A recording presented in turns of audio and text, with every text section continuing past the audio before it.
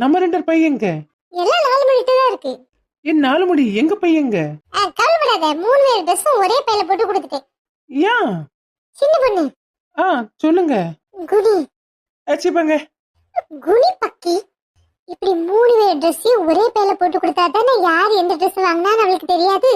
நம்ம தண்ணி தனியா கொடுத்தோம்னா அவ கண்டுபிடிச்சிட மாட்டாள. அதான் இந்த ஐடியா பண்ணேன். அட மட சாம்பிராணி.